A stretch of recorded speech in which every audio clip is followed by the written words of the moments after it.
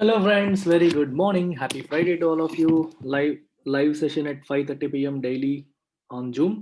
Join కావాలనుకుంటే మీరు institute యొక్క వాట్సాప్ గ్రూప్స్లోకి రావాలి. వాట్సాప్ గ్రూప్స్ యొక్క లింక్స్ నేను ఎడిటోరియల్ కామెంట్ సెక్షన్లో పిన్ చేసి ఉంచుతాను. You can click on the link and join. UPSC, bank or SSC మూడింటికి సంబంధించి ఎటువంటి క్వశ్చన్స్ ఉన్నా లేదా జనరల్గా మీ కెరియర్కి సంబంధించి ఎటువంటి క్వశ్చన్స్ ఉన్నా సరే మీరు అడగొచ్చు, నేను క్లియర్ చేస్తాను. Right. So let's begin today's editorial. It is on యుఎస్లో నిన్న ఒక వైలెన్స్ జరిగింది, దానికి సంబంధించిన ఎడిటోరియల్ ఇది. So before that just make a note of this phone number. Madam పేరు ప్రత్యూష, ఇంతకుముందు ప్రశాంతి మేడం ఉండేవారు, తన ప్లేస్లో ప్రత్యూష మేడం వచ్చారు. So note down this number. ఈ నెంబర్కి మీరు కాల్ చేయాలి. ఇన్స్టిట్యూట్లో ఆఫర్ చేస్తున్న కోర్సుల్లో ఏదైనా జాయిన్ అవ్వాలి అని మీరు అనుకుంటే ఈ నెంబర్కి కాల్ చేసి మేడం చెప్పిన ప్రొసీజర్ ఫాలో అయ్యి మీరు జాయిన్ కావచ్చు. వన్ అనౌన్స్మెంట్, యాక్చువల్గా నేను December 31 తర్వాత ఫీజులు పెరుగుతాయని చెప్పి ఇంతకుముందు అనౌన్స్ చేశాను, కానీ పాత ఫీజులు 10th January వరకు ఎక్స్టెండ్ చేశాం. సో December 31 ముందు అంటే 2020లో ఏ ఫీజు స్ట్రక్చర్ అయితే ఉందో ఇప్పటికి కూడా అదే ఉంది. రైట్. సో ఇంగ్లీష్ యాక్చువల్గా 2000 ఉండేది ఇంతకుముందు, ఇప్పుడు 2000 ఉంది. 10th January తర్వాత 11th నుంచి 3000 అవుతుంది. కరెంట్ అఫైర్స్ ప్రజెంట్ 8000 ఉంది, అది 10th January తర్వాత 10,000 అవుతుంది. Economy, Indian economy for UPSC కూడా ప్రజెంట్ 8000 ఉంది, తర్వాత అది 10,000 అవుతుంది. అలాగే యూపీఎస్సీ ఇన్ఫినిటీ ఫీజు కూడా 5000 పెరుగుతుంది. ఆంథ్రోపాలజీ, పబ్లిక్ అడ్మినిస్ట్రేషన్ ఫీజులు కూడా 5,000 పెరుగుతున్నాయి. సో జాయిన్ అవ్వాలనుకునే వాళ్ళు call on this number and join between today and 10th. ఈ రోజుకి 10th మధ్యలో జాయిన్ అయితే మీకు సేవింగ్స్ ఉంటాయి. Right. So let's begin the editorial. Fruits of incitement. What is the meaning of the word incitement? Incitement అంటే రెచ్చగొట్టడం, insight అంటే రెచ్చగొట్టడం. రెచ్చగొట్టే ప్రసంగాలు ట్రంప్ గత కొన్ని నెలలుగా రెచ్చగొట్టే ప్రసంగాలు చాలా చేస్తూ ఉన్నారు. ఎలక్షన్లో ఫ్రాడ్ జరిగింది, మోసం చేసి గెలిచేశారు, బ్యాలెట్స్ తప్పు లెక్కేశారు, అంటే బ్యాలెట్స్ అనేవి కరెక్ట్ ఓటింగ్ కాదు, డైరెక్ట్ ఓటింగే కరెక్ట్ ఓటింగ్. అంటే మనకి అక్కడ మెయిల్ ఇన్ ఓటింగ్ అని ఉంటుంది, అంటే ఒక బాక్స్ పెట్టి ఆ బాక్స్లో మన ఓటు వాళ్ళు ఇచ్చిన ఫామ్ ఫిల్ చేసి పెట్టేయచ్చు. అందులో ఫ్రాడ్ జరిగిందని చెప్పి ట్రంప్ అంటారు. అందుకే నేను ఓడిపోయాను, లేకపోతే నేనే గెలిచేవాడిని అని చెప్పి రెచ్చగొట్టే ప్రసంగాలు చాలా చేసి అతని యొక్క సపోర్టర్స్ని బాగా రెచ్చగొట్టేలా చేశారు. దాని యొక్క ఫ్రూట్స్ అంటే ఫలితాలు అని అర్థం చేసుకోవాలి. ఫ్రూట్స్ ఆఫ్ ఇన్సైట్మెంట్ అంటే ఎలా అర్థం చేసుకోవాలి? ట్రంప్ చేసిన రెచ్చగొట్టే ప్రసంగాల యొక్క ఫలితం నిన్న జరిగిన వైలెన్స్. ఏం జరిగింది? క్యాపిటాల్ అనేది మన ఇండియాలో పార్లమెంట్ బిల్డింగ్ ఎలాగో యుఎస్లో క్యాపిటాల్ బిల్డింగ్ అలాగ. అంటే US Congress and senate. Congress అనేది మనకి లోక్సభ లాంటిది, సెనెట్ అనేది అక్కడ రాజ్యసభ లాంటిది. Upper house senate, lower house Congress. ఆ రెండింటిని ఉండే బిల్డింగ్ పేరు క్యాపిటాల్. ఈ క్యాపిటాల్ బిల్డింగ్ లో నిన్న ఏం జరగాలి అంటే యుఎస్ ఎలక్షన్ జరిగాయి. సో దాన్ని వీళ్ళు అఫీషియల్గా సర్టిఫై చేయాలి. ఓకే, ట్రంప్ ఓడిపోయారు, బైడెన్ గెలిచారని అఫీషియల్గా సర్టిఫై చేసే కార్యక్రమం నిన్న జరగాలి. అది బ్రేక్ చేయడానికి మొత్తం ఒక వందలాది మంది ట్రంప్ సపోర్టర్స్ మొత్తం ఆ బిల్డింగ్ పైకి వచ్చేసి దాడి చేశారు.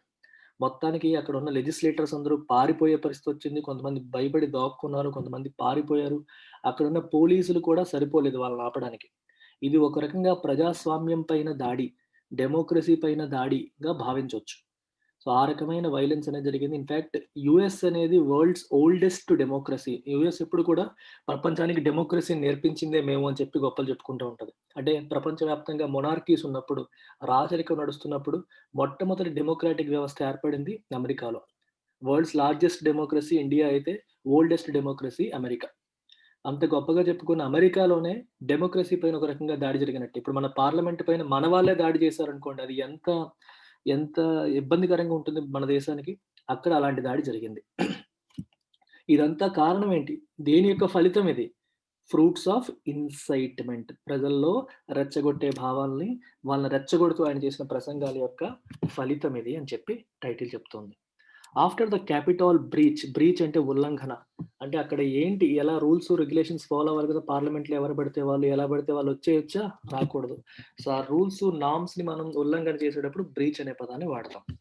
The task of building bipartisan consensus is that much harder. Bipartisan consensus అంటే, బైపార్టిసన్ అంటే ఇన్వాల్వింగ్ 2 parties, కన్సెన్సస్ అంటే ఏకాభిప్రాయం. అమెరికాలో 2 పార్టీలు ఉంటాయి ప్రధానంగా, చిన్న చితక ఉండొచ్చు కానీ ప్రధానంగా ఉండేవి 2, రిపబ్లికన్స్, డెమోక్రాట్స్. ఏదైనా పాలసీ విషయంలో రెండు పార్టీల మధ్య సయోధ్య, ఏకాభిప్రాయం రావడం అనేది చాలా ఇంపార్టెంట్.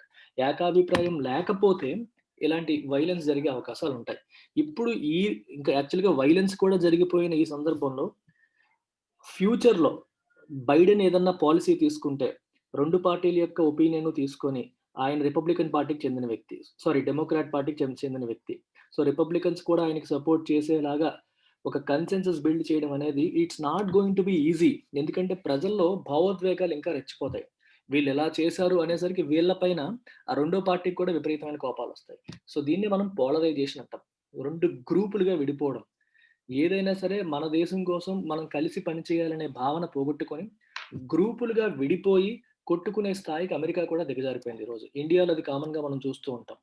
మతం పేరుతో, కులం పేరుతో, ప్రాంతం పేరుతో రాజకీయ పార్టీలు ప్రజల్ని రెచ్చగొడుతూ ఉంటే ప్రజలు కూడా గ్రూపులుగా విడిపోతారు. మొత్తం అంతా భారతదేశానికి చెందిన వాళ్ళు అనే మాట మర్చిపోయి కొందరు మతం పేరుతో, కొందరు కులం పేరుతో, కొందరు ప్రాంతం పేరుతో మనల్ని వాళ్ళ స్వప్రయోజనాల కోసం రాజకీయ పార్టీలు రెచ్చగొడుతూ ఉంటాయి. ప్రజలు కూడా అలాగే భావోద్వేగాలకి లోనైపోతూ ఉంటారు. ఇది అమెరికాలో కూడా ఈరోజు జరిగి పోలరైజేషన్ అనేది జరిగింది. పోలరైజేషన్ అంటే సౌత్ పోల్, నార్త్ పోల్ ఎలా విడిపోయి ఉంటాయో అలాగే విడిపోవడం అన్నమాట. ప్రజలు కొన్ని భావోద్వేగాలకి లొంగిపోయి విడిపోవడం. ఇలాంటి సందర్భంలో ఇంత ఎమోషన్స్ ఉన్న ఈ టైంలో బైపార్టిసన్ కన్సెన్సస్ బిల్డ్ చేయడం అంటే రెండు పార్టీల మధ్య ఏకాభిప్రాయం కుదిర్చి సయోధ్య కుదర్చడం అనేది ఈజ్ దట్ మచ్ హార్డర్. ఇంకా కష్టతరం అయిపోయింది. The task of building bipartisan consensus is that much harder now.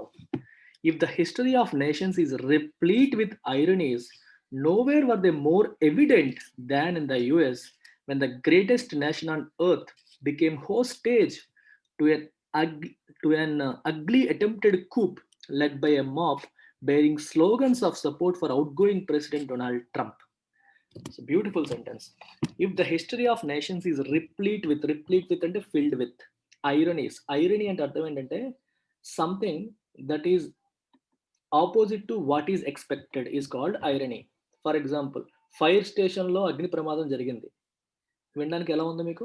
అగ్ని ప్రమాదం జరిగే చోటుకి ఫైర్ స్టేషన్ వెళ్ళి ఆపాలి. కానీ ఫైర్ స్టేషన్లో అగ్ని ప్రమాదం జరిగితే this is the opposite to what is expected కదా. పోలీస్ స్టేషన్లో దొంగతనం జరిగింది. వినడానికి ఎలా ఉంది? It is an irony. దొంగతనం జరిగితే పోలీసులు వచ్చి కాపాడాలి. కానీ పోలీస్ స్టేషన్లోనే దొంగతనం జరిగితే అలాగే. డెమోక్రసీ అనేది అమెరికాలో పుట్టింది. అమెరికా దానికి ఒక ఫ్లాగ్ బ్యారర్ లాగా, టార్చ్ బ్యారర్ లాగా ప్రపంచానికి దారి చూపిస్తూ ఉంటుంది. అందుకే గ్రేటెస్ట్ నేషన్ ఆన్ ఎర్త్ అని చెప్పి వాళ్ళ గొప్పలు చెప్పుకుంటూ ఉంటారు ఎప్పుడు కూడా. అలాంటి అమెరికాలో ప్రజాస్వామ్యం పైన దాడి జరిగింది. ఎందుకంటే క్యాపిటల్ బిల్డింగ్ పైన దాడి జరిగింది. సో ప్రజాస్వామ్యం కింద దాడి కింద మనం తీసుకోవచ్చు. Parliament is the soul of democracy in India. అక్కడే వాళ్ళకి ఆ బిల్డింగ్ అనేది సోల్ ఆఫ్ దేర్ డెమోక్రసీ. దానిపైన దాడి జరిగింది. అందుకే దీన్ని ఐరనీ అని చెప్పన్నారు. History of nations is replete with ironies. ప్రతి నేషన్ యొక్క హిస్టరీ కూడా ఐరనీస్ తో ఫిల్ అయి ఉంటే nowhere were they more evident than in the US.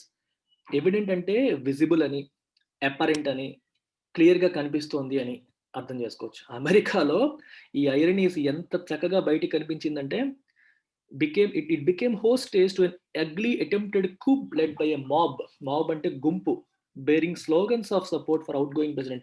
Trump కి సపోర్ట్ చేస్తూ స్లోగన్స్ చెప్తున్న ఈ మాబ్ ఒక కూప్ అటెంప్ట్ చేసింది. కూప్ అంటే అర్థం చేసుకోండి, సిఓఈపీ. కూప్ అంటే ఒక మిలిటరీ. పాకిస్తాన్లో ఎక్కువగా చూస్తూ ఉంటాం. ప్రజాస్వామ్యబద్ధంగా ఎన్నుకోబడ్డ ప్రభుత్వాన్ని మిలిటరీ ఒక్కసారిగా కూల్చేసి వాళ్ళ అధికారం బలవంతంగా తీసుకున్నారనుకోండి, దాన్ని కూప్ అంటారు. ప్రభుత్వ అఫీషియల్స్ కానీ, వేరే లెజిస్లేటివ్ పార్టీస్ కానీ, ఎంపీలు కానీ ప్రజాస్వామ్యబద్ధంగా పద్ధతిగా ఎన్నుకోబడ్డ ప్రభుత్వాన్ని కూల్చేసి వాళ్ళు అధికారాన్ని చేజిక్కించుకుంటే, ఇన్ ఏ ఫోర్స్ఫుల్ వే, బలవంతంగా చేజిక్కించుకుంటే దాన్ని కూప్ అంటాం. అంటే యూజింగ్ ఫోర్స్ అనేది ఇక్కడ ఇంపార్టెంట్.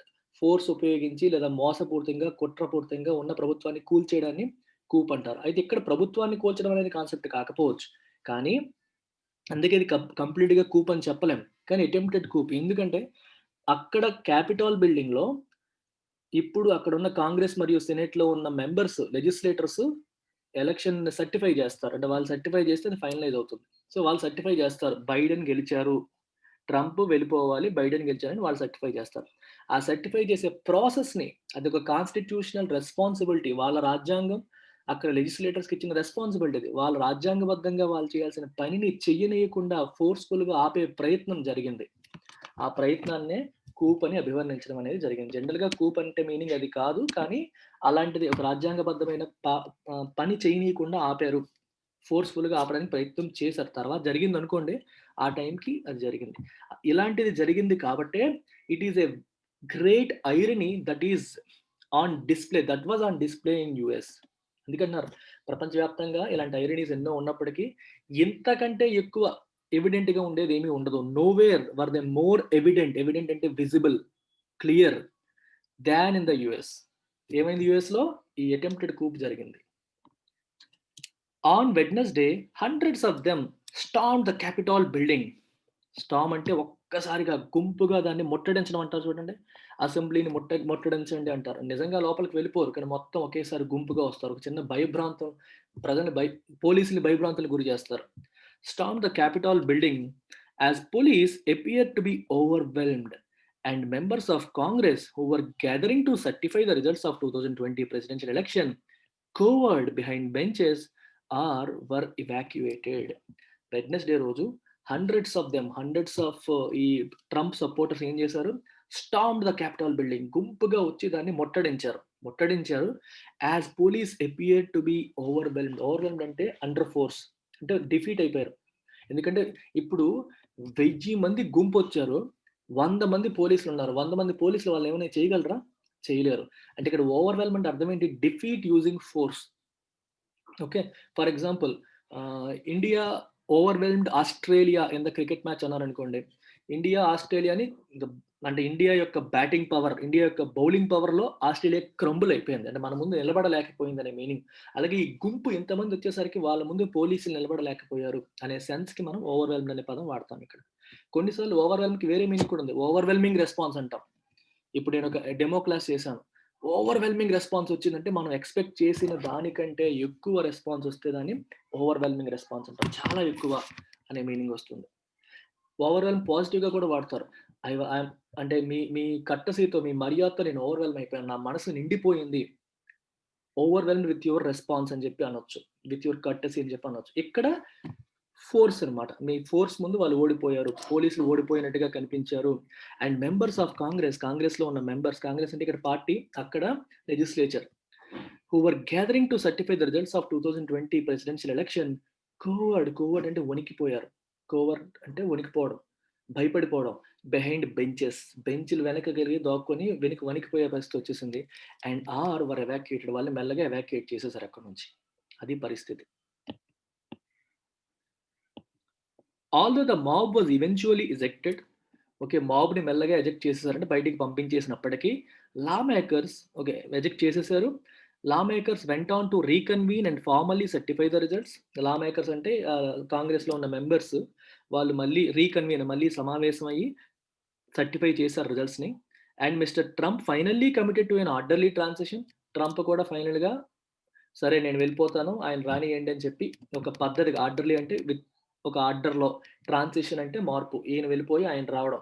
దానికి ఫైనల్‌గా ఆయన ఇప్పటికి ఒప్పుకున్నాడు. ఇప్పటివరకు ఫ్రాడ్ జరిగింది. కేసు వేస్తాము, అది వేస్తాము అని హడావిడి చేస్తూ వచ్చాడు. ప్రజలను రెచ్చగొడుతూ వచ్చాడు. ఇప్పుడు ఒప్పుకున్నాడాయన. ఇవన్నీ జరిగినప్పటికీ major social media platforms logged his accounts for violating their civic integrity policies, namely inciting violence with months of contentious posts that made baseless allegations about electoral fraud. Facebook యాక్చువల్‌గా ఏం చేసిందంటే ఫేస్‌బుక్ ఇవన్నీ కూడా ట్రంప్‌ని ఇండెఫినిట్‌గా బ్యాన్ చేసేసారు. మీరు Facebook account వాడడానికి లేదు అని. ఒక దేశ ప్రెసిడెంట్‌ని బ్లాక్ చేసే పరిస్థితి వచ్చింది అంటే ఆయన ఎంత దిగజారుడు రాజకీయాలు చేశారో మీరు అర్థం చేసుకోవచ్చు. రైట్. అంటే ఫైనల్‌గా సర్టిఫై చేయడం జరిగింది. ట్రంప్ ఫైనల్‌గా ఒప్పుకున్నారు. అన్నీ జరిగాయి. అయినప్పటికీ కూడా మేజర్ సోషల్ మీడియా ప్లాట్‌ఫార్మ్స్ అన్నీ కూడా ఆయన అకౌంట్స్‌ని లాక్ చేసేసాయి. ఎందుకు? For violating their civic integrity policies. ఈ పాలిసీస్‌ని వాళ్ళు వయలేట్ చేసినందుకు, ఉల్లంఘించినందుకు ఒక ఇంటిగ్రిటీ, ఒక పద్ధతి, ఒక నిజాయితీ ఇవన్నీ ఉండాలి. ఓకే. మనం మనం ఎందుకంటే వాళ్ళు సొసైటీని ఇన్‌ఫ్లుయెన్స్ చేయగలిగే వ్యక్తులు. ఒక అమెరికా ప్రెసిడెంట్ అంటే ఆయనకి ఎంతో పవర్ ఉంటుంది. ఆయన మంచిగా చేస్తే మంచి జరుగుతుంది. చెడుగా చేస్తే చెడు జరుగుతుంది. ఇప్పుడు ప్రజల యొక్క మనం సమగ్రత అంటాం చూడండి. సామరస్యం, సమగ్రత ఆ సెన్స్‌లో ప్రజల్లో ఆ సమగ్రత పోయేలాగా చేశారు. ప్రజల్లో ఉన్న యూనిటీ లేకుండా చేశారు. అందరూ ఒకటిగా ఉండకుండా వాళ్ళని విడగొట్టేలాగా, పోలరైజేషన్ చేసేలాగా ఆయన యొక్క ఇన్సైటింగ్ అర్థమవుతుందా? ఇన్సైట్ అంటే రెచ్చగొట్టడం. వయలెన్స్‌ని రెచ్చగొట్టేలాగా with months of contentious post. Contentious అంటే కాంట్రోవర్షియల్. Subject to debate. అవి ఆయన చెప్పిందంటే కరెక్ట్ అని కాదు. దాన్ని డిబేట్ చేయొచ్చు. అంటే తప్పులున్నాయి. We can contend it. Controversial వివాదాస్పదమైన పోస్టులు చేశారు. That made baseless allegations. Baseless అంటే నిరాధారమైన. బేస్ అంటే ఆధారం. బేస్‌లెస్ అంటే నిరాధారమైన.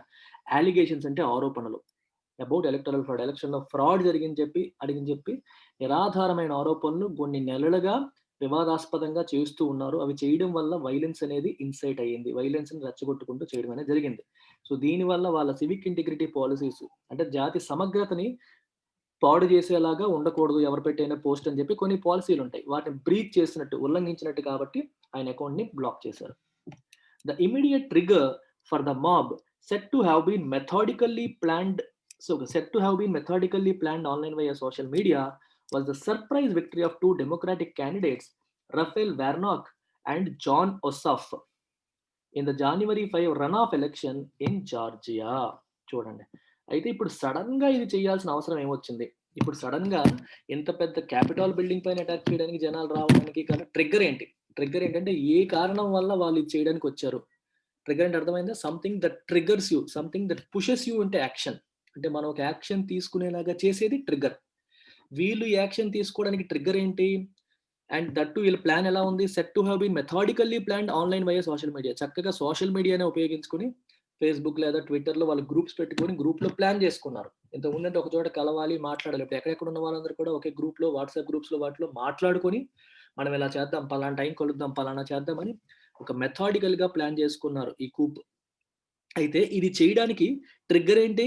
Was the surprise victory of 2 Democratic candidates. ఇద్దరు డెమోక్రాటిక్ క్యాండిడేట్స్ యొక్క సర్ప్రైజ్ విక్టరీ దీనికి కారణమయ్యింది. ఏంటి ఆ సర్ప్రైజ్ విక్టరీ? ఎవరెవరు? Raphael Warnock and Jon Ossoff. ఎక్కడది? In the January 5 runoff election in Georgia. Runoff election అంటే రెగ్యులర్ ఎలక్షన్‌లో ఎవరికీ సరిపడినన్ని ఓట్లు రాకపోతే, అంటే 50% మినిమమ్ ఓట్స్ రావాలంట అమెరికా లెక్క ప్రకారం. 50% ఓట్స్ రాకపోతే మళ్ళీ రీ ఎలక్షన్ జరుగుతుంది. దాన్ని రన్ ఆఫ్ ఎలక్షన్ అంటారు. జార్జియాలో జరిగిన రన్ ఆఫ్ ఎలక్షన్‌లో ఇద్దరు డెమోక్రాటిక్ క్యాండిడేట్స్ గెలిచారు. రైట్. ఆహ్, ఎందుకు గెలవడం అనేది వీళ్ళకి ఇంకా రెచ్చగొట్టేసింది. ఇంకా మళ్ళీ డెమోక్రాటిక్ క్యాండిడేట్స్ అంటే బైడెన్ పార్టీ. వాళ్ళే గెలిచేసారు. వీళ్ళకి ఇంకా మండిపోయింది లోపల. మండిపోయి ఒక్కసారిగా సోషల్ మీడియాలో ప్లాన్ చేసుకొని అటాక్‌కొచ్చేసారు. అసలు ఈ ఎలక్షన్ ఎందుకొచ్చింది? That election was necessitated by the fact that no candidate won 50% of the popular vote in the November 3 general election. November 3 జరిగిన జనరల్ ఎలక్షన్స్‌లో ఈ 2 సీట్స్‌లో ఏ క్యాండిడేట్‌కి కూడా 50% పైగా ఓట్లు రాలేదు. 50% పైగా రాకపోతే రన్ ఆఫ్ ఎలక్షన్ జరుగుతుంది. అంటే అది కరెక్ట్ కాదు అని అర్థం. మళ్ళీ చేయాలి. అందుకని ఈ ఎలక్షన్స్ జరగడం అనేది జరిగింది.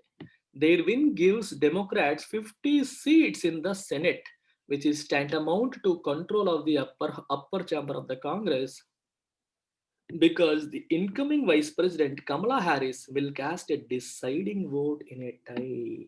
Beautiful. చూడండి. దీని అర్థం ఏంటంటే ఇప్పుడు 2 వీళ్ళకి రావడం వల్ల సెనెట్‌లో డెమోక్రాట్స్‌కి 50 సీట్స్ వస్తాయి. సెనెట్ అంటే మనకి రాజ్యసభ లాగా. మీకు ఆల్రెడీ చెప్పాను. రాజ్యసభ మనకి ఎలాగో యూఎస్‌లో సెనెట్, యూఎస్ కాంగ్రెస్‌లో సెనెట్ అలాగా. అయితే ఇక్కడ అర్థం చేసుకోవాల్సిన విషయం ఏంటంటే, మనకి రాజ్యసభ సీట్లు అరౌండ్ 250 ఎన్నో ఉంటాయి. కానీ యూఎస్ కాంగ్రెస్‌లో సెనెట్‌లో ఉన్న సీట్లు కేవలం 100. ఆ 100 కూడా అమెరికాలో 50 స్టేట్‌లు ఉంటాయి. 50 స్టేట్‌లకి ఈక్వల్‌గా పంచారు సీట్స్. అంటే ఒక్కొక్క స్టేట్‌కి 2 సీట్లు. చిన్న స్టేటా, పెద్ద స్టేటా అని సంబంధం లేదు. ఇండియాలో అలా కాదు. పెద్ద స్టేట్స్‌కి ఎక్కువ రాజ్యసభ సీట్లుంటాయి. చిన్న స్టేట్స్‌కి తక్కువ రాజ్యసభ సీట్స్ ఉంటాయి. పాపులేషన్ బేసిస్ పైన ఇండియాలో డివిజన్ జరిగితే, అమెరికాలో పాపులేషన్ బేసిస్ పైన కాదు. ఎన్ని స్టేట్స్ ఉంటే అన్ని స్టేట్స్‌కి సమానంగా ఇచ్చారు హక్కు. సో, 50 స్టేట్లున్నాయి. ఒక్కొక్క స్టేట్‌కి 2 సీట్లు చొప్పున 100 సీట్లు సెనెట్‌లో ఉంటాయి. ఈ 100లో డెమోక్రాట్స్‌కి ఇప్పుడు 50 సీట్లొచ్చాయి. డెమోక్రాట్స్‌కి 50 సీట్లంటే రిపబ్లికన్స్‌కి కూడా 50 సీట్లే. మరి అలాంటప్పుడు డెమోక్రాట్స్‌కి ఏంటి అడ్వాంటేజ్ అని మీరు అనుకోవచ్చు. అంటే ఇక్కడ చూడండి, ఏదన్నా బిల్లు ప్రవేశపెట్టినప్పుడు డెమోక్రాట్స్ 50 మంది దానికి బైడెన్ రేపొద్దున డెమోక్రాట్ పార్టీకి చెందిన వ్యక్తి కదా! ఆయన పెట్టిన బిల్లు ఆయన తీసుకున్న పాలిసీకి సంబంధించి ఏదైనా వ్యతిరేకించాలన్నా, వాళ్ళు ఏదైనా బిల్లులు పెట్టాలనుకున్నా సరే, 50 మంది వీళ్ళకున్నారు, 50 మంది వాళ్ళకున్నారు. టై అయినప్పుడు ఏం చేస్తారు? దాని యొక్క చైర్మన్ ఎవరైతే ఉంటారో వాళ్ళు కాస్టింగ్ ఓట్ వేస్తారు. మన రాజ్యసభ చైర్మన్ ఎవరు? మన వైస్ ప్రెసిడెంట్ ప్రస్తుతం వెంకయ్య నాయుడు గారు. అలాగే అమెరికా సెనేట్ చైర్మన్ ఎవరు? America vice president Kamala Harris. ఇప్పుడు కొత్తగా కమలా హారిస్ గెలిచింది కదా మన బైడెన్‌తో పాటు. తను ఎప్పుడైనా టై అయిందనుకోండి బిల్‌లో, తను కాస్టింగ్ ఓట్ ఏస్తుంది. అంటే టైని బ్రేక్ చేయడానికి. అప్పుడు వైస్ ప్రెసిడెంట్ అంటే అక్కడ రాజ్యసభ చైర్మన్ మనకెలాగో అక్కడ సెనేట్ చైర్మన్ తను ఓటేస్తుంది. తను డెమోక్రాటిక్ పార్టీకి చెందిన వ్యక్తి కదా! ఆబ్వియస్‌గా వాళ్ళకి సపోర్టింగ్‌గా వేస్తుంది. సో, కాబట్టి డెమోక్రాట్స్‌కి బలం పెరిగింది అని అనుకోవాలి. అందువల్ల వీళ్ళు పిచ్ అయిపోయారు. ఇంకా పాలిసీస్ అన్నీ కూడా, చట్టాలన్నీ కూడా డెమోక్రాట్లు డిసైడ్ చేస్తారు. మన రిపబ్లికన్స్‌కి బలం ఉండదు అని జనాల్లో ఈ రకమైన ఆలోచన వచ్చేసింది. Because incoming vice president Kamala Harris will cast a deciding vote in a tie. అది. To say that the incoming and 46th US President Joe Biden has a tough job on his hands after his inauguration on January 20 would be an understatement. చూడండి, incoming అంటే ఇప్పుడు రాబోతున్న 46వ America president Joe బైడెన్కి వచ్చి రాగానే చాలా కష్టమైన, ఆయన చేతుల్లో చాలా కష్టమైన పని ఉండబోతుంది అని చెప్పడం వుడ్ బి అన్ అండర్స్టేట్మెంట్ అంటే ఒక చిన్న మాట. టఫ్ అనే పదం కూడా చిన్న మాట. అంటే ఆయన ఎదురుగా ఉన్న ఛాలెంజ్ అంత పెద్దది అని అర్థం. Even if you use the word tough, it is still an understatement. అది స్టిల్ అదొక చిన్న మాట కింద లెక్క. దానికంటే పెద్ద హ్యుమాంగస్ టాస్క్ ఆయన ముందుంది. ఎనార్మస్ టాస్క్ ఆయన ముందుంది. The sheer viciousness of the January 6th mob attack and more than 2 months of hateful vitriol online and offline following the 2020 election is proof that political America is deeply polarized, brimming with anger and disenchantment at the ground realities. So దీని అర్థం ఏంటి? Shear విషియస్నెస్. Shear అంటే ఒక emphasis కోసం వాడే పదం. అంటే గట్టిగా. విషియస్నెస్ అంటే అర్థం ఏంటంటే డెలిబరేట్ వైలెన్స్. ఈరోజు జాన్యువరి 6వ తారీఖు జరిగిన ఈ మాబ్ అటాక్, గుంపుగా వచ్చి వాళ్ళు చేసిన అటాక్ యొక్క విషియస్నెస్ మీరు చూస్తే క్రుయల్టీతో నిండిన వైలెన్స్. డెలిబరేట్‌గా అంటే ఇంటెన్షనల్‌గా ఉన్న క్రూయల్ బిహేవియర్, ఇంటెన్షనల్‌గా ఉన్న వైలెంట్ బిహేవియర్ అది మనం చూస్తే, and more than 2 months of hateful vitriol online. Hateful అంటే ఎదురు వాళ్ళ పైన అసహ్యం కలిగించేలాగా, ఎదురు వాళ్ళ పైన విరుద్ధ భావం కలిగించేలాగా చేసే విట్రియాల్ అంటే బిట్టర్ క్రిటిసిజం. అంటే విమర్శ. అది కూడా మామూలు విమర్శ కాదు. మామూలుగా విమర్శించడం, పద్ధతిగా విమర్శించడం వేరు.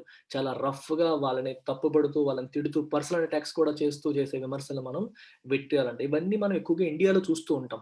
బట్ అమెరికా అంతకంటే దారుణంగా తయారైపోయింది ఈ ఎలక్షన్స్‌లో. ఒకళ్ళనొకళ్ళు చాలా ఎక్కువగా పర్సనల్‌గా తిట్టుకున్నారు, ఫూల్ అనుకున్నారు, జోక్ చేసి చాలా కామెడీగా ఒకళ్ళనొకళ్ళు వెటకారంగా మాట్లాడుకోవడం కూడా జరిగింది. 2 మంత్స్ ఆఫ్ విట్రియాల్ ఆన్‌లైన్ ఇది కూడా జరిగింది. And online and offline following the 2020 election అయిపోయిన తర్వాత కూడా ఇది కంటిన్యూ అయ్యింది. It is proof that political America is deeply polarised. ఈ అటాక్ మరియు ఈ విట్రియాల్ ఇవన్నీ చూస్తే మనకేం తెలుస్తుంది? పొలిటికల్ అమెరికా అనేది డీప్‌గా పోలరైజ్ అయిపోయింది. గ్రూపులుగా విడిపోయారు. కొంతమంది కంప్లీట్‌గా ప్రో ట్రంప్, కొంతమంది ఆహ్, ట్రంప్‌కి వ్యతిరేకంగా. ఈ రకంగా మొత్తం పోలరైజ్ అయిపోయింది. అంటే ఏ రోజైనా సరే ఎలక్షన్స్ జరిగిన తర్వాత మనం ఓటు వేసాం. మనం ఓటు వేయని వాళ్ళు గెలిచారనుకో, ఓకే. ఆయన గెలిచారు. సో, మన ఆలోచనలో తప్పుండొచ్చు అని చెప్పి వాళ్ళకి సపోర్ట్ చేసుకుంటూ మనం వెళ్ళొచ్చు. కానీ ఇక్కడ వెళ్ళట్లా. పూర్తిగా పోలరైజ్ అయిపోయింది. 2 గ్రూపులుగా విడిపోయారు. Brimming with anger. బ్రిమ్మింగ్ అంటే పీక మొయ్యి అంటాం చూడండి. Brim up to the brim అంటే పూర్తిగా అప్ టు ద నెక్ అంటారు చూడండి. తెలుగులో మనం మాట్లాడుతూ ఉంటాం. కడుపు నిండా తినేసాడు. మొత్తం పూర్తిగా గ్లాస్ నిండా అయిపోయింది. Up to the brim. మొత్తం బాడీ అంతా కోపంతో నిండిపోవడం. Brimming with anger. And disenchantment at the ground realities. Ground reality ఏంటి ఇప్పుడు? రిపబ్లికన్స్ ఓడిపోయారు. డెమోక్రాట్స్ గెలిచారు. దాన్ని యాక్సెప్ట్ చేయలేకపోతున్నారు. అటువైపు పార్టీ వాళ్ళు యాక్సెప్ట్ చేయలేకపోతున్నారు. Disenchantment, disapproval, not being able to accept what is happening. Ground రియాలిటీని యాక్సెప్ట్ చేయలేకపోవడాన్ని డిసెన్చాంట్‌మెంట్ అంటాం. మనం అది నమ్మలేకపోతున్నాం. యాక్సెప్ట్ చేయలేకపోతున్నాం. దాన్ని డిసెన్చాంట్‌మెంట్ అని చెప్పి అంటారు. వీటన్నిటికి కూడా ప్రూఫ్ ఏంటి? ఇవే ఈ అటాక్ జరగడం, ఈ ఆన్‌లైన్‌లో కొట్టుకోవడం. ఈ పోలరైజేషన్ వల్ల ఇవన్నీ జరుగుతున్నాయని చెప్పి అంటున్నారు. The unprecedented assault on the very soul of democracy has been in the making for more than 4 years. Mister Biden అంటే ఆయన చెప్పిన ప్రకారం అన్‌ప్రెసిడెంటెడ్ అంటే అర్థం ఏంటి? కని, విని, ఎరుగని, ఎన్నడూ మనం చూడని. ఇది చాలా సార్లు చెప్పాను. ప్రి అంటే ముందు, ప్రిసీడ్ అంటే టు హ్యాపెన్ బిఫోర్, ముందు జరగడం. ప్రెసిడెంట్ అంటే సంథింగ్ దట్ హ్యాపెండ్ బిఫోర్, ఇంతకు ముందు జరిగినది. Unprecedented, something that never happened before. ఇంతకుముందు ఎప్పుడు జరగనిది. అసాల్ట్ అంటే దాడి. మనం ఎప్పుడూ కని విని ఎరుగని, ఎప్పుడు చూడని, ఇంతకుముందు ఎన్నడూ జరగని దాడి on the very soul of democracy, ప్రజాస్వామ్యం యొక్క సోల్ పైన, ఆత్మ పైనే ఒక దాడి జరిగింది. ఏంటి అది? Capitol building. దానిపైన దాడి జరిగింది. ఇది it has been in the making for more than 4 years. ఇది ఈ రోజు వచ్చింది కాదు. 4 సంవత్సరాలుగా ట్రంప్ చేస్తున్న పనులన్నీ ఇలాగే ఉన్నాయి. It has been in the making అని చెప్పి మిస్టర్ బైడెన్ అన్నారు. At the heart of the tsunami of angst that was evident throughout the election campaign is a sense of frustration that grips middle America, including the white middle class and blue collar workers, over the inevitable changes to the US economy and society. చూడండి ఇప్పుడు ఈ tsunami of angst, ఇంత కోపం ప్రజల్లో రావడానికి, ఇంత భావన రావడానికి ఈ ఎలక్షన్ క్యాంపెయిన్‌లో కూడా మనకి అది కనిపిస్తూ వచ్చింది. దీనన్నిటికి మూలం ఏంటి? At the heart of that ప్రజల్లో ఈ రకమైన ఇది రావడానికి కారణం ఏంటి? ఇది సెన్స్ ఆఫ్ ఫ్రస్ట్రేషన్. ఒక సెన్స్ ఆఫ్ ఫ్రస్ట్రేషన్ ప్రజల్లో ఉంది. ఎవరిలో? మిడిల్ అమెరికాలో ఎస్పెషల్లీ. ఇప్పుడు బయట కంట్రీల నుండి చూసేవాళ్ళు, కొంచెం ఎడ్యుకేటెడ్ పీపుల్, హయ్యర్ ఎండ్‌లో ఉన్న వాళ్ళందరూ కూడా ట్రంప్‌ని వ్యతిరేకిస్తారు. కానీ ట్రంప్‌కి అదే రకంగా సపోర్టర్స్ ఉన్నారు. ఎక్కడ? మిడిల్ అమెరికాలో. మిడిల్ క్లాస్‌లోను, లోవర్ మిడిల్ క్లాస్‌లోను సపోర్టర్స్ ఉన్నారు. ఎందుకంటే ట్రంప్ ఏమంటాడంటే ఎప్పుడు కూడా అమెరికా ఫస్ట్. వేరే దేశాల నుంచి వచ్చిన వాళ్ళు మన దేశాన్ని దోచేస్తున్నారు. ఈ ఇమ్మిగ్రెంట్స్ అంతా వచ్చేసి మన దేశంలో జాబులు లేకుండా చేస్తున్నారు. ఈ రకమైన ఒక భావజాలాన్ని ఆయన బాగా రెచ్చగొట్టారు. సో వీళ్ళందరికి ఎటువంటి ఒపీనియన్స్ ఉంటాయి? ఇమ్మిగ్రెంట్స్ అమెరికా నుండి, ఇండియా నుండి, చైనా నుంచి, ఆస్ట్రేలియా నుంచి, వేరే కంట్రీల నుంచి మన దేశానికి వచ్చేస్తారు చాలామంది. మన దేశంలో ఉన్న కంపెనీల యొక్క జాబ్స్ వీళ్ళు కొట్టేస్తున్నారు. మనకు రావాల్సిన ఉద్యోగాలు వాళ్ళకెళ్ళిపోతున్నాయి. ఈ ఇమ్మిగ్రేషన్ పాలిసీ వల్ల మనం ఎలా తయారైపోయామని చెప్పి ఒక రకమైన భావజాలం అమెరికన్ నిరుద్యోగుల్లో పెరిగిపోయింది. అమెరికా వాళ్ళలో పెరిగిపోయింది. అమెరికన్ వర్కర్స్‌లో పెరిగిపోయింది. వాళ్ళందరినీ ట్రంప్ క్యాటర్ చేశాడు. అందుకే ట్రంప్ ఇమ్మిగ్రేషన్ పాలిసీని టైట్ చేయడం, మీకోసమే మేము చూస్తామని చెప్పడం. సో వాళ్ళందరూ ట్రంప్‌ని ఒక హీరోలాగా చూసారు. ఇతను మా కోసమే వచ్చాడు అనే భావజాలం ఆ గ్రూప్‌లో ఉంది. అందుకే ఆ గ్రూప్ అంతా కూడా, మిడిల్ అమెరికా గ్రూప్ కూడా ఒక ఫ్రస్ట్రేషన్‌లోకి వెళ్ళిపోయారు. ఇప్పుడు ట్రంప్ ఓడిపోయాడు. మళ్ళీ పాలిసీలు మారిపోతాయేమో, ఎకానమీలో ఉండే పాలిసీలు మారిపోతాయి. ఇనెవిటబుల్ అంటే అర్థం ఏంటి? అన్‌అవాయిడబుల్. ఇప్పుడు మళ్ళీ మార్పులొచ్చేస్తాయి. కొత్త గవర్నమెంట్ వస్తది. మనకు అనుకూలంగా ట్రంప్ ఉండేవాళ్ళు ఇతను మార్చేస్తారేమో కొత్తగా అనే ఒక రకమైన ఫీలింగ్ అనేది వాళ్ళు బిల్డ్ అయిపోయింది.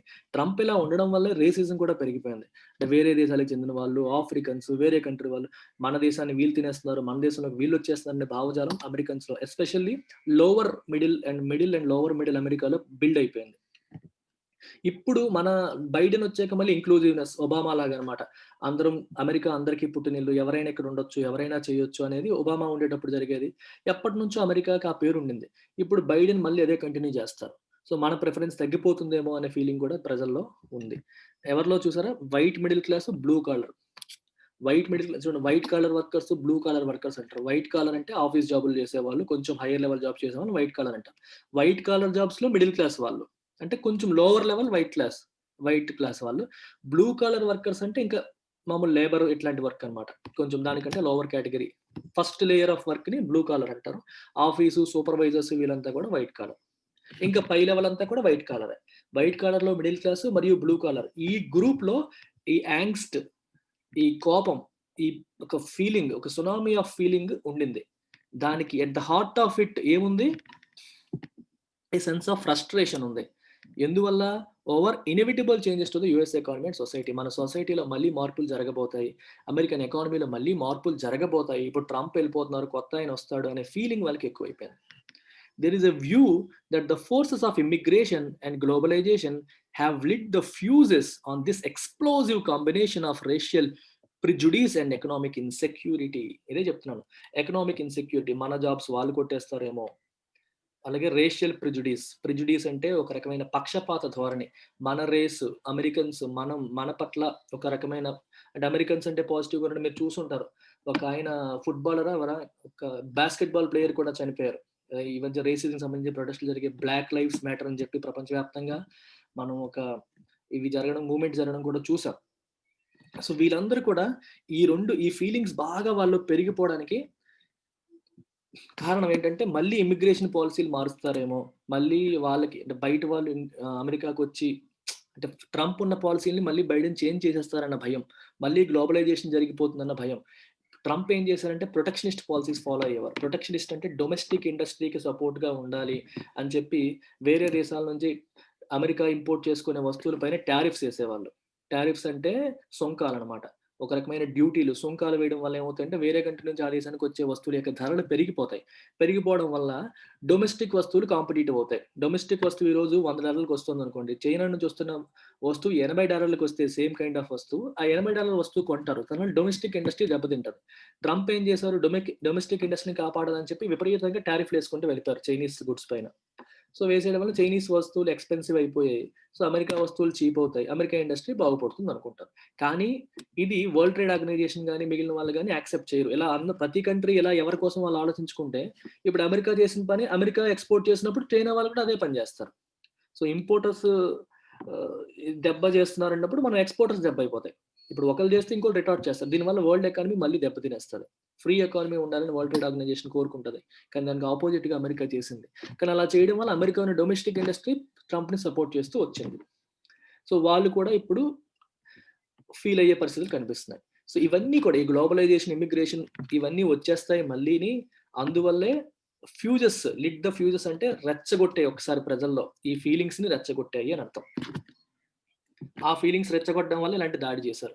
ఇన్ రియాలిటీ నిజానికి Mr Trump's strident rhetoric exploited this sense of alienation and socio economic dysfunction for narrow political and personal gains. యాక్చువల్‌గా ప్రజల్లో ఉన్న ఈ ఫీలింగ్‌నే ట్రంప్ చక్కగా ఎలక్షన్‌లో వాడుకున్నారు. అర్థమవుతుందా మీకు? స్ట్రైడెంట్ అంటే forceful. If you do something in a strident way, forceful వేలో చేయడం అన్నమాట. రెటారిక్ అనేది it's a speech or an expression. ఒక రైటింగ్ కావచ్చు, ఓరల్ స్పీచ్ కావచ్చు. That is persuasive. అంటే ప్రజలని కన్విన్స్ చేసేలాగా చేసే స్పీచ్‌ని రెటారిక్ అంటాం. నరేంద్ర మోదీ గారు ఒక స్పీచ్ ఇచ్చారంటే ప్రజలు అందులో నిజం ఉందా, అబద్ధం ఉందా అనేది కాదు. ఆయన ఇచ్చే విధానం అనేది మనల్ని కన్విన్స్ చేస్తుంటది. పర్సువేట్ చేస్తుంది, కన్విన్స్ చేస్తుంది. అంటే ఎదుటి వాళ్ళని కన్విన్స్ చేసేలాగా చేసే ఒక చక్కని అందమైన స్పీచ్‌ని మనం రెటారిక్ అంటాం. స్ట్రైడెంట్ అంటే ఫోర్స్‌ఫుల్‌గా చేస్తాడు. అంటే ఎదుటి వాళ్ళని బాగా తిడుతూ ప్రజల్లోకి ఒక భావజాలం నెట్టేలాగా చేసేది. మనకి రీసెంట్‌గా తెలంగాణ ఎలక్షన్స్‌లో బండి సంజయ్ మీరు చూసుంటే అది స్ట్రైడెంట్ రెటారిక్ కింద మీరు చెప్పొచ్చు. చాలా ఫోర్స్‌ఫుల్‌గా ఉంటది. వీళ్ళొస్తే అది చేస్తారు, వీళ్ళొస్తే ఇది చేస్తారు, మన హిందుత్వం దెబ్బతినేస్తుంది, అది చేస్తారు, ఇది చేస్తారు, ముస్లిమ్స్‌తో కలిసిపోతారని చెప్పి ప్రజల్లో ఒక భావోద్వేగాలను రెచ్చగొడుతూ ఆయన మాట్లాడారు. That was very effective way of speeching. అది మంచా చెడా అనట్లేదు. కానీ ఆయన అనుకున్నది సాధించగలిగాడు. ప్రజల్లో ఏ భావజాలం అయితే పుట్టించాలని, ఏ రకంగా కన్విన్స్ చేయాలనుకున్నారో కన్విన్స్ చేయగలిగారు. అందుకే స్ట్రైడెంట్ రెటారిక్ అన్నాం. అండ్ ట్రంప్ కూడా ప్రజల్లో ఈ ఫీలింగ్ ఉంది. మేము ఏలియనేట్ అయిపోతున్నాం. ఏలియన్ అంటే ఎవరు? గ్రహాంతరవాసి. ఏలియనేట్ అయిపోవడం అంటే మనం సెపరేట్ అయిపోయాం, మనం దూరం అయిపోవడం, మనకేం లేదు అనుకోవడం. ఆ ఫీలింగ్‌ని ఏలియనేషన్ అంటాం. మనకి ఉద్యోగాలు మనకుండవు, దేంట్లోనూ మనల్ని పక్కకు తోసేస్తున్నారు, విదేశీ వాళ్ళు మన దగ్గరికొచ్చి దోచేస్తున్నారు అనే ఫీలింగ్ అమెరికన్స్‌లో పెరిగిపోయింది. ఆ ఏలియనేషన్ ఆ ఫీలింగ్ వల్ల ఉంది. అలాగే సోషియో ఎకనామిక్ డిస్ఫంక్షన్ అంటే something that is not functioning properly. ఏవో చిన్నవుంటాయి గ్యాప్స్. వాటిని తనకున్న పొలిటికల్ మరియు పర్సనల్ గెయిన్స్ కోసం ట్రంప్ ఎక్స్‌ప్లాయిట్ చేసుకున్నారు లాస్ట్ టైమ్. అలా ఎక్స్‌ప్లాయిట్ చేసి అమెరికా ఫస్ట్ అనే నినాదంతో ప్రజల్లో ఉన్న ఇన్‌సెక్యూరిటీని అతను ఎక్స్‌ప్లాయిట్ చేసుకొని ఆయన గెలిచారు లాస్ట్ టైమ్. సో అదే పని రెండోసారి చేయాలనుకున్నారు. అన్‌ఫార్చునేట్‌లీ కోవిడ్-19 రావడం, దాన్ని అతను మిస్‌హ్యాండిల్ చేయడం మొత్తం దెబ్బ పడిపోయింది. నౌ మిస్టర్ బైడెన్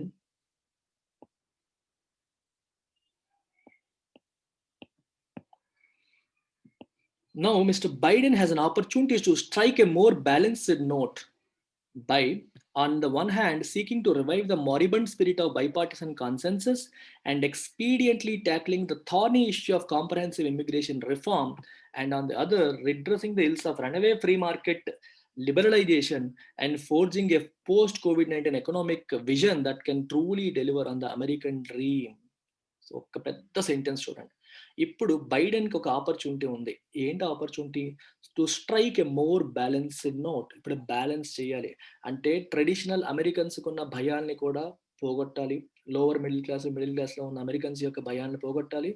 మరియు ఇంతకుముందు ట్రంప్ చేసిన పాలిసీస్ యొక్క ఇల్ ఎఫెక్ట్స్‌ని అడ్రెస్ చేయాలి. ఏ రకంగా చెప్పారో చూడండి. ఒకవైపు seeking to revive the moribund spirit of bipartisan consensus. Moribund అంటే చనిపోతున్న, అంటే నిన్న కూడా వచ్చింది. మారిబండ్ గవర్నెన్స్ అని చెప్పి మనకి వచ్చింది. అంటే బలం లేని, ఎనర్జీ లేని, విగర్ లేని, పూర్తిగా బలహీనం అయిపోయిన spirit of bipartisan consensus. Bipartisan consensus అంటే 2 పార్టీల మధ్యలో ఏకాభిప్రాయం సాధించాలి అనే ఫీలింగ్. ఆ స్పిరిట్ అనేది చచ్చిపోయింది. నచ్చింది చేసుకుంటూ వెళ్ళిపోవడం. In fact even in India we have it.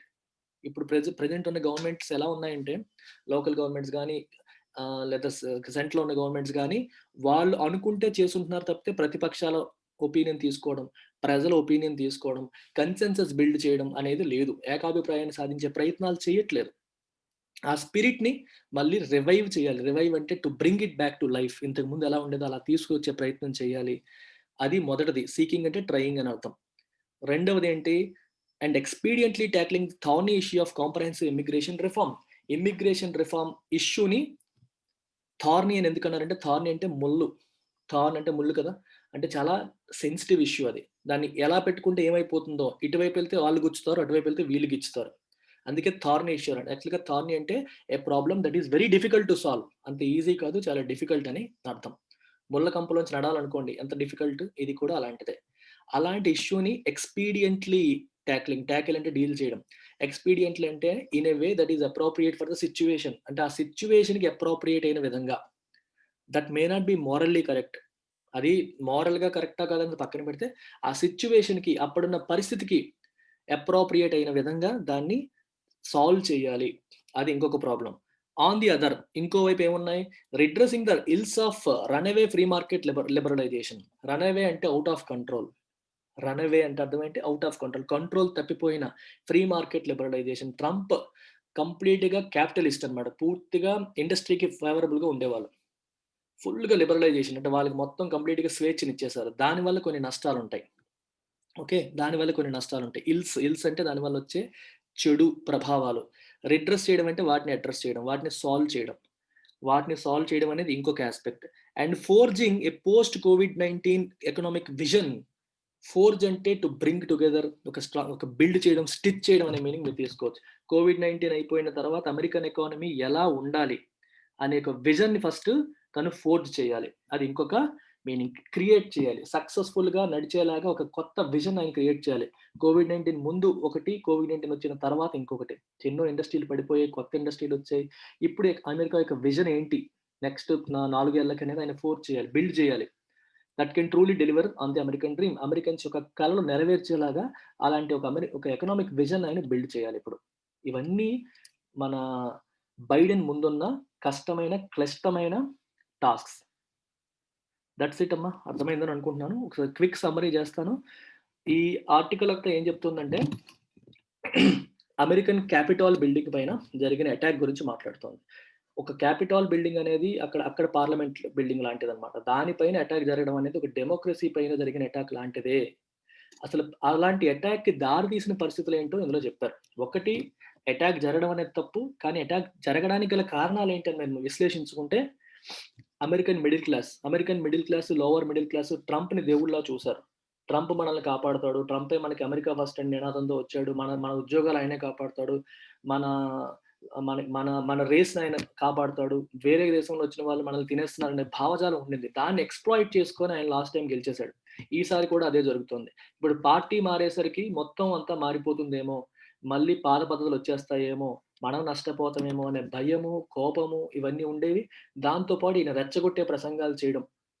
Plus ఏంటంటే ఎదుటి వాళ్ళు ఇది ఎలక్షన్ ఫ్రాడ్ జరిగింది. జెన్యూన్‌గా అయితే నేనే గెలవాలి అనేది చెప్పడం. సో, ఒకవేళ ఏదో మనం చేస్తే ఇంకా ట్రంపే ఉంటారేమో అవకాశం ఉంటుందనే ఫీలింగ్ ఆళ్ళు కలిగించేసారు. మామూలుగా ఎలక్షన్ అయిపోయింది, ఓడిపోయాడంటే అయిపోయింది. లేదు ఫ్రాడ్ జరిగింది అని చెప్పుడు ఇంకా ఏమాత్రం ఛాన్స్ ఉన్నా అతను కంటిన్యూ అవ్వడానికి ప్రయత్నం చేస్తూ వచ్చాడు. అందువల్ల ప్రజలు కూడా ఆయన సపోర్టర్స్ కూడా మనం ఏదైనా కంట్రిబ్యూట్ చేయగలుగుతామేమో అనే ప్రయత్నాలతో ఇలాంటి ప్రయత్నం చేయడం అనేది జరిగింది. అది ఏ రకంగానూ ప్రజాస్వామ్యబద్ధంగా అది కరెక్ట్ కాదు. ఇంత రకంగా ఇన్‌సైట్‌మెంట్ చేయడం వల్ల, ఈ రెచ్చగొట్టే ప్రసంగాలు చేయడం వల్ల ఎలాంటి ఫలితాలే వస్తాయి అనేది మెయిన్ ఇష్యూ. దీంతో పాటు ఇప్పుడు బైడెన్ ఎదురుగా ఉన్న ఛాలెంజెస్ గురించి కూడా రాశారు. దట్స్ ఇట్ అమ్మా. Thank you very much. Take care.